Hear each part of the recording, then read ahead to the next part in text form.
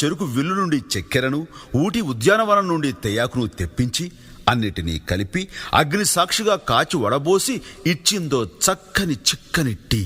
అది తాగిన బ్రహ్మ ఆనాటి నుండి ఈనాటి దాకా రెస్టు లేకుండా సృష్టి కొనసాగిస్తూనే ఉన్నాడు. అంత మహత్తున ఈ టీకి మరో పేరే ఛాయ్ మేరా భాయ్. ఈ ఛాయ్ చరిత్రను నోరారా చెబుతా, నోరూరేలా వినుకోవోయ్. ఆహా. ఆ